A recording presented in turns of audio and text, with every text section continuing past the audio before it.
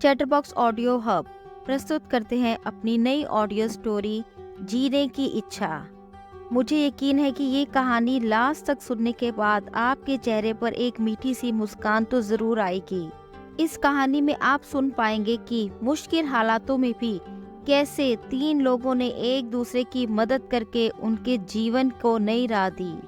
तो चलिए बिना देरी करे शुरू करते हैं अपनी कहानी जीने की इच्छा। जल्दी करो माँ, मुझे देर हो रही है, फिर ट्रेन में जगह नहीं मिलेगी मुझे, वरुण ने कहा। माँ बोली, तेरी गाड़ी तो 12 बजे की है, अभी तो 7 ही बजे है। माँ, तुम समझते क्यों नहीं हो? मैं यार्ड में ही जाकर डब्बे में बैठ जाऊंगा। प्लेटफॉर्म पर सभी जनरल डब्बे बिल्कुल भरे हुए ही आते हैं, वरुण बोला। उन दिनों श्रमजीवी एक्सप्रेस ट्रेन पटना जंक्शन से 12 बजे खुलकर अगले दिन सुबह 5 बजे नई दिल्ली पहुंचती थी। वरुण को एक इंटरव्यू के लिए दिल्ली जाना था। अगले दिन सुबह के 11 बजे दिल्ली के दफ्तर में पहुंचना था। वरुण के पिता किसी प्राइवेट कंपनी में चपरासी थे। अभी कुछ महीने पहले ही वो रिटायर हुए थे। वे कुछ दिनों से बीमार थे।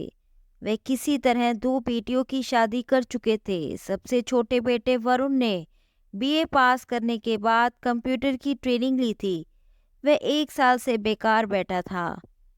वरुण 1-2 छोटी मोटी ट्यूशन्स करता था। उसके पास स्लीपर क्लास में सफ़र करने तक के भी पैसे नहीं थे, इसलिए पटना से दिल्ली जनरल डब्बे में ही उसे जाना पड़ रहा था। माँ ने कहा, बस हो गया बेटा, मैंने पराठा और भुजिया एक पैकेट में पैक कर दिया है, तुम याद से अपने बैग में रख लेना। पिता ने भी बिस्तर पर पड़े पड़े कहा, जाओ बेटे, अपने सामान का ख्याल रखना। वरुण माता पिता को प्रणाम कर स्टेशन के लिए निकल पड़ा। यार्ड में जाकर एक डिब्बे में खिड़की के पास वाली सिंगल सीट पर कब्जा जमाकर उसने चैन की सांस ली। ट्रेन प्लेटफॉर्म पर पहुंची तो चढ़ने वालों की बेतहाशा भीड़ थी। वरुण जिस खिड़की वाली सीट पर बैठा था वह इमरजेंसी खिड़की थी। वरुण ने देखा कि एक लड़की डिब्बे में घुसने की नाकाम कोशिश कर रही थी। उस लड़की ने वरुण के पास आकर कहा, प्लीज आप इमरजेंसी खिड़की खोल दे तो मैं डिब्बे में आसानी से आ सकती हूँ। मेरा इस ट्रेन से दिल्ली जाना बहुत जरूरी है, please please help me. Varun ने उसे सहारा देकर खिड़की के अंदर डिब्बे में खींच लिया। लड़की पसीने में तरबदर थी। दुपट्टे से मुंह का पसीना पोंछते हुए उसने वरुण को थैंक्स कहा। थोड़ी देर में गाड़ी खुली तो वरुण ने अपनी सीट पर जगह बनाकर लड़की को बैठने को कहा। पहले तो वह झिझक रही थी, पर बाद में और लोगों ने भी बैठने को कहा तो वह चुपचाप बैठ गई। तकरीबन 2 घंटे बाद ट्रेन बक्सर पहुंची। ये बिहार का आखिरी स्टेशन था। यहाँ कुछ लोकल मुसाफिरों के उतरने से राहत मिली। वरुण के सामने वाली सीट खाली हुई तो वह लड़की वहां जाकर बैठ गई।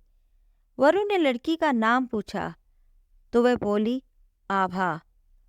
वरुण बोला, मैं वरुण। दोनों में बातें होने लगी। वरुण ने पूछा, पटना में तुम कहाँ रहती हो? आभा बोली, सगुना मोड़, दानापुर के पास। और मैं बहादुरपुर। मैं पटना की पूर्वी छोर पर हूँ और तुम पश्चिमी छोर पर। दिल्ली में कहाँ जाना है तुम्हें आभा? कल मेरा इंटरव्यू है। वाह, मेरा भी कल इंटरव्यू है। बुरा ना मानो तो क्या मैं जान सकता हूँ कि तुम किस कंपनी में इंटरव्यू देने जा रही हो? आभा बोली, लाल एंड लाल ला एसोसिएट्स में।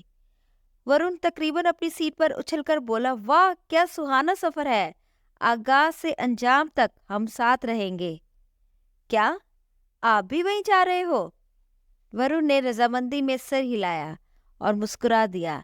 रात भर दोनों अपनी अपनी सीट पर बैठे बैठे सोते जागते रहे। ट्रेन तकरीबन 1 घंटा लेट हो गई थी। इसके बावजूद काफी देर से गाजियाबाद स्टेशन पर खड़ी थी। सुबह के 7 बज चुके थे। वरुण नीचे उतरकर लेट होने की वजह पता लगाने लगा। वरुण अपनी सीट पर बैठते हुए बोला, गाजियाबाद और दिल्ली के बीच में एक गाड़ी पटरी से उतर गई है। आगे काफी ट्रेनें फंसी हैं। ट्रेन के दिल्ली पहुंचने में काफी समय लग सकता है। आभा ये सुनकर घबरा गई। वरुण ने उसे शांत करते हुए कहा, डोंट वरी, हम दोनों यहीं उतर जाते हैं। यहीं फ्रेश होकर कुछ चाय नाश्ता कर लेते हैं, फिर यहाँ से ऑटो रिक्शा से सीधे कनॉट प्लेस 1 घंटे के अंदर पहुँच जाएंगे। दोनों ने गाजियाबाद स्टेशन पर ही चाय नाश्ता किया। फिर ऑटो रिक्शा से दोनों कंपनी पहुंचे। दोनों ने अलग अलग इंटरव्यू दिए। इसके बावजूद कंपनी के मालिक मोहनलाल ने दोनों को एक साथ बुलाया। मोहनलाल ने दोनों से कहा, देखो मैं भी बिहार का ही हूँ, दोनों की क्वालिफिकेशंस एक ही हैं। इंटरव्यू में दोनों ने परफॉर्मेंस भी बराबर की दी है, पर मेरे पास तो एक ही सीट है। अब तुम लोग बाहर जाकर तय कर लो कि किसे नौकरी की ज़्यादा ज़रूरत है। मुझे बता देना और मैं ऑफर लेटर इशू कर दूंगा। वरुण और आभा दोनों ने बाहर आकर बात की, अपनी अपनी पारिवारिक और माली हालत बताई। आभा की माँ विधवा थी, उसकी एक छोटी बहन भी थी। वह पटना के कंप्यूटर इंस्टीट्यूट में पार्ट टाइम नौकरी करती थी, पर उसे बहुत कम पैसे मिलते थे। परिवार को भी उसी को देखना होता था। वरुण ने आभा के पक्ष में सहमति जताई। आभा को वह नौकरी मिल गई। मालिक मोहनलाल वरुण से बहुत खुश हुए और बोले, नौकरी तो तुम भी डिजर्व करते थे, मैं तुमसे बहुत खुश हूँ। वैसे जो किराया देने का कोई करार नहीं था, फिर भी मैंने अकाउंटेंट को कह दिया है कि तुम्हें 3rd AC का अप डाउन रेल किराया मिल जाएगा। जाओ जाकर पैसे ले लो। वरुण ने पैसे ले लिए। आभा उसे धन्यवाद देते हुए बोली, ये दिन मैं कभी नहीं भूलूंगी वरुण। मिस्टर मोहनलाल ने मुझे बताया कि तुमने मेरी खातिर कितना बड़ा त्याग किया है। दोनों ने एक दूसरे का फोन नंबर लिया और संपर्क में रहने को कहा। वरुण जनरल डब्बे में बैठकर पटना लौट गया। उसने किराए का काफी पैसा बचा लिया। माता पिता को जब पता चला कि उसे नौकरी नहीं मिली तो वो दोनों उदास हो गए। कुछ ही दिनों में वरुण के पिता चल बसे। वरुण किसी तरह 2-3 ट्यूशन्स कर अपना काम चला रहा था। जिंदगी से उसका मन टूट चुका था। कभी सोचता कि घर छोड़कर भाग जाए, तो कभी सोचता गंगा में जाकर डूब जाए। फिर अचानक अचानक बूढ़ी माँ की याद आती तो आंखों में आंसू भर आते। एक दिन वरुण बाजार से कुछ सामान खरीदने गया।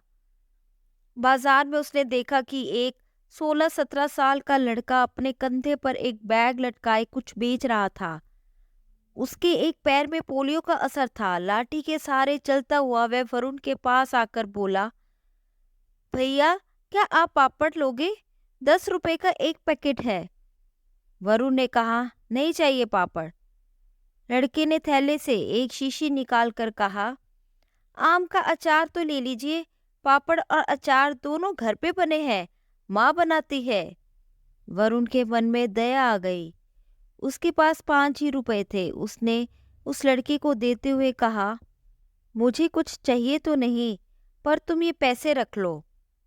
वरुण ने रुपए उसके हाथ में पकड़ा दिए। दूसरे ही पल वह लड़का गुस्से से बोला, मैं विकलांग हूँ पर भिखारी नहीं, मैं मेहनत करके खाता हूँ। जिस दिन कुछ नहीं कमा पाता, हम माँ बेटे पानी पीकर सो जाते हैं। इतना बोलकर उस लड़के ने वरुण को वो पैसे लौटा दिए। पर वह जाते जाते वरुण की आंखों में एक उम्मीद की किरण जगा गया। वरुण सोचने लगा, जब ये लड़का जिंदगी से हार नहीं मान सकता तो मैं कैसे मान लूं। वरुण के पास दिल्ली से मिले कुछ पैसे बचे हुए थे। वह कोलकाता गया। वहां से मंगला मार्केट से थोक में कुछ जुराबे, रुमाल और गमछे खरीद लाया। ट्यूशन के बाद बचे हुए समय में न्यू मार्केट और महावीर मंदिर के पास फुटपाथ पर उन्हें बेचने लगा। इस इलाके में सुबह से लेकर रात तक काफी भीड़ रहती थी। वरुण की अच्छी बिक्री हो जाती थी। शुरू में वरुण को कुछ झिझक तो होती थी, बट बाद में उसका इसमें मन लग गया और इस तरह उसने देखा कि एक हफ्ते में तकरीबन 700-800 रुपये तो कभी 1000 रुपये की बचत होने लगी। इस बीच बहुत दिनों बाद उसे आभा का फोन आया। उसने कहा, वरुण अगले हफ्ते मेरी शादी होने वाली है, कार्ड पोस्ट कर दिया है, तुम जरूर आना और माँ को भी साथ लाना। वरुण माँ के साथ आभा की शादी में सगुना मोड़ उसके घर गया। आभा ने अपनी माँ, बहन और पति से उसे मिलवाया और कहा, मैं जिंदगी भर वरुण की कर्जदार रहूंगी। मुझे नौकरी वरुण की वजह से ही मिली थी। शादी के बाद आभा दिल्ली चली गई। वरुण की दिनचर्या भी पहले जैसे हो गई। एक दिन फिर से आभा का फोन आया। उसने कहा, मेरे पति गुड़गांव की एक गारमेंट फैक्ट्री में डिस्पैच सेक्शन में है। फैक्ट्री में मामूली डिफेक्टिव कपड़े सस्ते दामों में मिल जाते हैं। तुम चाहो तो इसे बेचकर अच्छा खासा मुनाफा कमा सकते हो। वरुण बोला, अरे नेकी और पूछ पूछ, मैं गुड़गांव आ रहा हूँ। इधर वरुण उस पापड़ वाले लड़के का स्थायी ग्राहक हो गया था। उसका नाम रामू था। हर हफ्ते एक पैकेट पापड़ और अचार की शीशी उससे लिया करता था वरुण। अब वरुण महीने 2 महीने में एक बार दिल्ली जाकर कपड़े लाता और उन्हें अच्छे दाम में बेचता। धीरे धीरे वरुण का कारोबार बढ़ता गया। उसने कंकड़ बाग में एक छोटी सी दुकान किराए पर ले ली थी। बीच बीच में वह कोलकाता में भी थोक के कपड़े लाया करता था। कारोबार बढ़ने पर उसने अपनी एक बड़ी दुकान भी ले ली। वरुण की शादी थी। उसने आभा को भी बुलाया। वह भी पति के साथ आई। वरुण ने उस पापड़ वाले लड़के को भी अपनी शादी में बुलाया था। शादी हो जाने के बाद जब वरुण अपनी माँ के साथ मेहमानों को विदा कर रहा था, वरुण ने आभा को उसकी मदद के लिए थैंक्स कहा। आभा ने कहा, अरे यार, नो मोर थैंक्स, हिसाब बराबर, अब हम दोस्त हैं ना। फिर वरुण ने रामू को बुलाकर सबसे परिचय कराते हुए कहा, आज मैं जो कुछ भी हूँ इस लड़की की वजह से हूँ। मैं तो जिंदगी से निराश हो चुका था। मेरे अंदर जीने की इच्छा को इस स्वाभिमानी मेहनती रामू ने जगाया। तब वरुण रामू से बोला, मुझे अपनी दुकान में एक सेल्समैन की जरूरत है, क्या तुम मेरी मदद करोगे? रामू ने हामी भरकर सिर झुकाकर वरुण को नमस्कार किया। वरुण रामू से बोला, अब तुम्हें घूम घूम कर सामान बेचने की बिल्कुल भी जरूरत नहीं है। मैंने यहाँ के विधायक को अर्जी दी है कि तुम्हें अपने फंड में से एक व्हील चेयर देने की। तुम उसे आसानी से चलाकर कहीं भी आ जा सकते हो। रामू की आंखें खुशी से नम थी और साथ ही साथ अरुण और आभा के भी खुशी के आंसू छलक रहे थे। तीनों के चेहरे पर खुशी की लहर दौड़ गई थी।